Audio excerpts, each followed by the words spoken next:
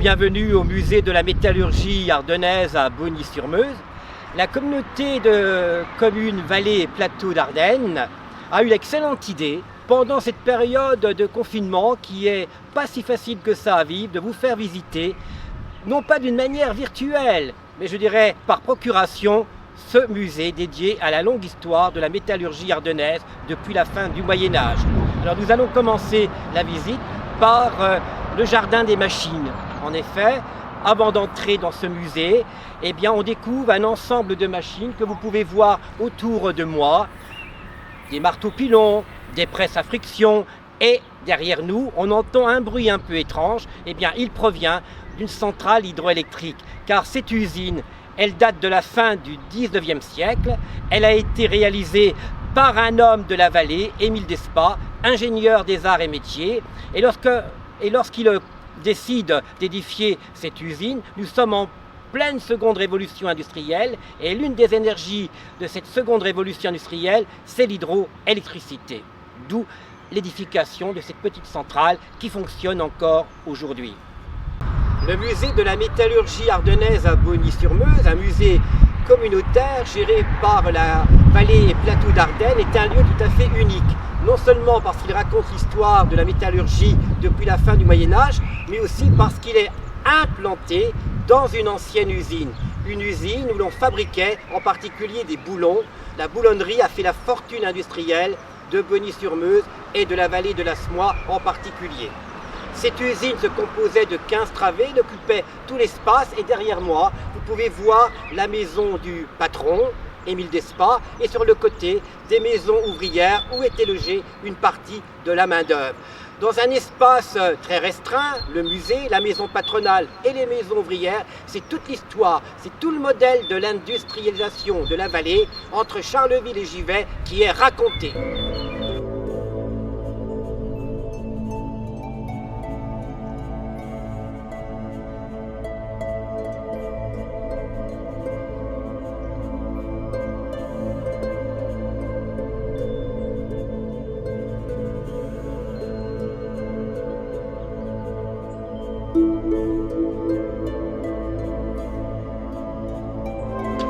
Entrer au musée de la métallurgie ardennaise, nous allons nous confiner, mais pour la bonne cause, découvrir la longue histoire des hommes du fer dans la vallée de la Meuse et dans le nord du département. Entrons.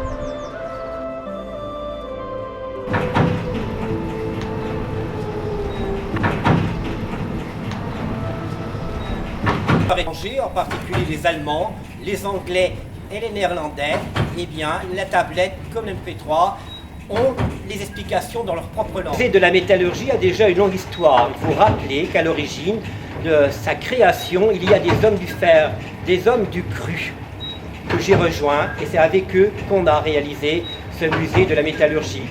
Ils ont rassemblé des outils, ils ont rassemblé une forge, ils ont rassemblé des machines pour raconter donc l'histoire de cette métallurgie qu'ils ont vécue en partie de la fin du Moyen-Âge à nos jours et même un peu au-delà en essayant d'entrevoir l'avenir du travail des métaux dans le département des Ardennes. Et bien sûr, cette histoire, elle démarre à la fin du Moyen-Âge avec une industrie, une proto-industrie, une dense industrie, c'est la fabrication des clous dans des petites forges domestiques qu'on appelait les boutiques.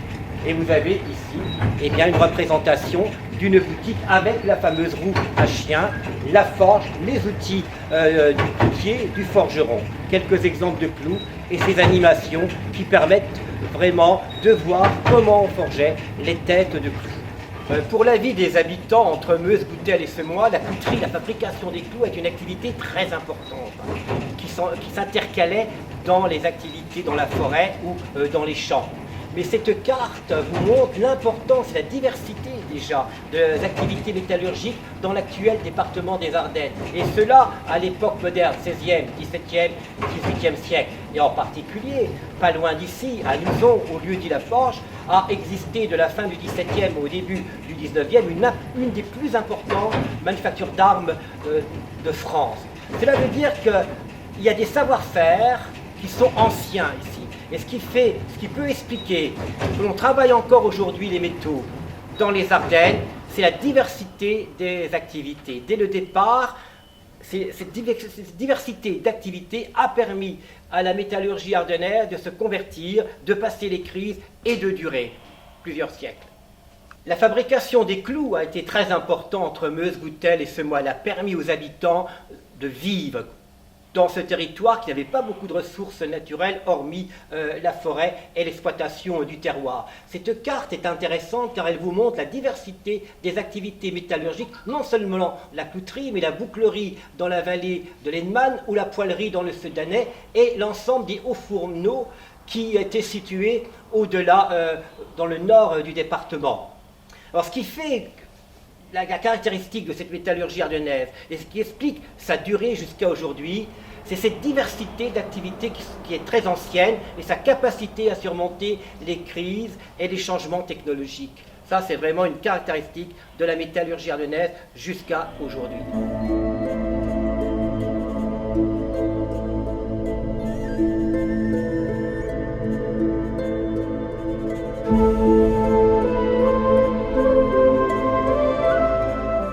Si l'attrait de ce musée, c'est qu'il est installé dans une ancienne usine. Et en particulier, si on lève la tête, que voyons-nous? Eh bien, le système de transmission de l'énergie. L'énergie qui venait de la machine à vapeur, mais également de la centrale hydroélectrique. On peut repérer des engrenages, des poulies, des courroies, et en particulier une magnifique charpente qui date de l'époque.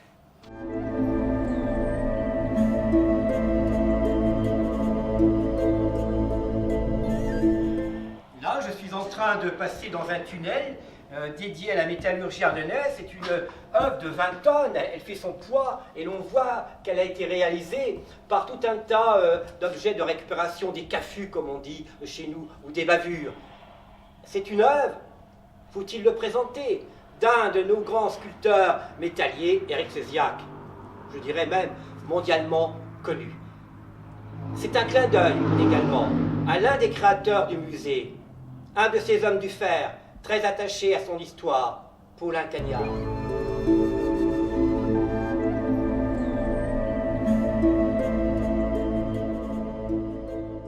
Me voilà confiné à nouveau à l'intérieur d'une cage, mais cette cage est très intéressante car à l'intérieur se trouve un ensemble de machines qui sont liées à la fabrication des boulons, à la boulonnerie et à sa mécanisation. Alors parmi ces machines, la fameuse presse à friction qu'on appelait bécane et qui permet de forger mécaniquement plusieurs dizaines à la minute les têtes de boulons. Au fond de cette cage, nous avons une magnifique photo qui représente un des ateliers de la manufacture ardennaise, c'est-à-dire l'usine où est le musée. C'est une ambiance vraiment qui rappelle la première révolution industrielle, qui rappelle les conditions de travail, de fabrication à la belle époque, c'est-à-dire à la veille de la Première Guerre mondiale. C'est grâce à la boulonnerie que l'industrie a pu se maintenir entre Meuse, Goutel et Semois. Elle a succédé à la clouterie à la main et nous avons vu qu'elle s'est mécanisée, en particulier avec la presse à friction. Mais également, un boulon, qu'est-ce que c'est? C'est une tige avec le forgeage d'une tête, le filetage de la vis, mais également la fabrication d'un écrou et son filetage à l'intérieur. Et le filetage est une opération très complexe qui s'est fait manuellement et qui, bien sûr, s'est mécanisée dans la seconde moitié du XIXe siècle. Et en particulier, à Bogny-sur-Meuse, à Levrézy exactement, on a commencé à fabriquer des machines-outils à fileter les boulons. Et en particulier, Otio, père et fils, se sont lancés dans la reproduction de machines américaines, les fameuses Landis. Et encore aujourd'hui, dans les usines, on peut voir des machines Otio en activité, et nous en avons bien sûr au musée. 2 exemplaires ici. Mais également, la mécanisation de la boulonnerie, elle s'est faite par l'achat de machines à l'étranger, et en particulier aux États-Unis. Et voilà un mastodonte qui a traversé l'Atlantique à la fin du Xe siècle pour venir travailler à la grosse boutique à Bogny-sur-Meuse. Et vous avez ici le cartouche qui nous indique son origine. Cette machine vient de Cleveland, grande cité industrielle, dans le Manufacturing Belt américain. Cette machine servait à forger les têtes de boulons, mais des boulons de grosses dimensions, hein, qu'on ne pouvait pas forger verticalement, que l'on pouvait forger horizontalement. C'est une machine qui est assez effrayante, n'est-ce pas, hein, par son bruit, par le mécanisme et par la masse qu'elle représente. Nous avons également d'autres machines au musée qui sont intéressantes, et en particulier cette machine qui fabriquait entièrement plusieurs dizaines d'écrous saines. C'est une création d'un ingénieur français des arts et métiers dans les années 1880, et cette machine fabrique plusieurs dizaines d'écrous à la minute entièrement. On introduit ici une barre de fer chauffée.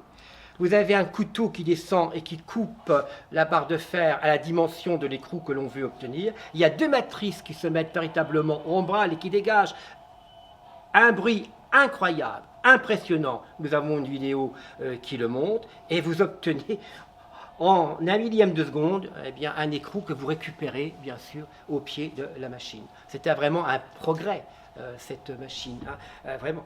Et voyez la complexité de sa machine, le génie qu'il y a dedans.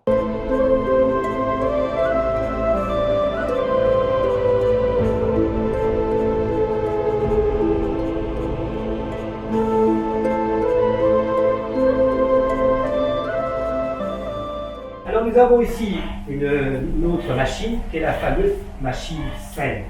C'est une création d'un ingénieur français des arts et métiers dans les années 1880.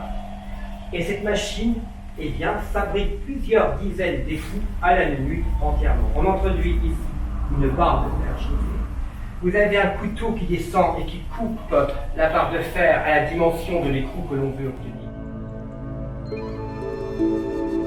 Le département des Ardennes est un département spécialisé dans le moulage de première fusion, au pied des hauts fourneaux au bois, qui ont disparu au milieu des années 1960, et surtout aujourd'hui, bien sûr, le moulage en seconde fusion, qui s'est développé dans la seconde moitié du XIXe siècle. Et là, nous avons une magnifique maquette qui nous représente une fonderie de seconde fusion. L'appareil essentiel d'une fonderie de seconde fusion, c'est le cubilo, dans lequel on introduit de la fonte brute que l'on fait refondre, et au pied donc du cubilo, on obtient de la fonte liquide avec laquelle on va mouler une diversité d'objets tout à fait extraordinaires pour répondre aux besoins des chemins de fer, des industries d'équipement, pour fabriquer des chaudières, pour l'automobile naissante, etc., etc. Et aujourd'hui, les Ardennes demeurent le premier département en France pour la fonderie, et la fonderie de seconde fusion avec des entreprises remarquables comme la Fonte Ardennaise ou PSA à Charleville-Mézières. Venant au musée, les visiteurs pourront aussi découvrir l'histoire sociale, c'est-à-dire la naissance d'une société engendrée par l'industrialisation, c'est-à-dire l'opposition ouvrier-patron, avec le paternalisme. Et nous avons ces panneaux, ces nombreux documents qui illustrent cette histoire sociale qui a fortement imprégné la vallée de la Semois et de la Meuse, avec en particulier la venue du syndicaliste Jean-Baptiste Clément. C'est lui qui a introduit le syndicalisme et les idées socialistes dans la vallée et le département des Ardennes.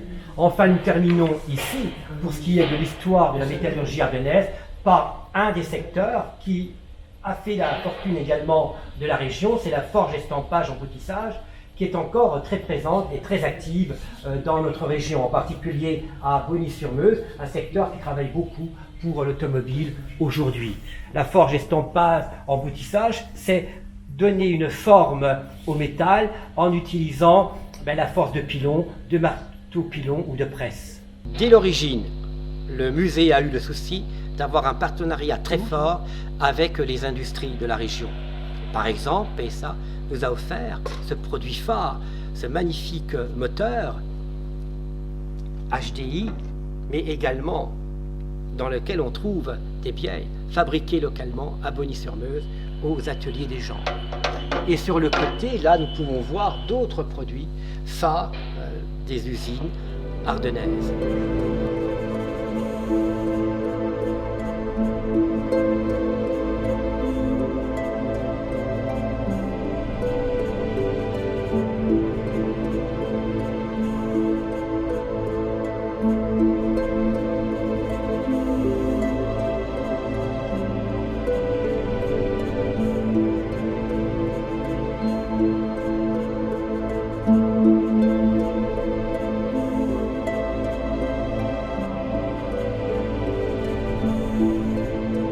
Le musée dispose également d'une magnifique salle où nous accueillons les visiteurs pour qu'ils puissent voir le film témoignage. Mais également, cette salle, elle peut servir à des conférences et accueillir des groupes de travail, ce qui est arrivé plusieurs fois. C'est un atout pour le musée.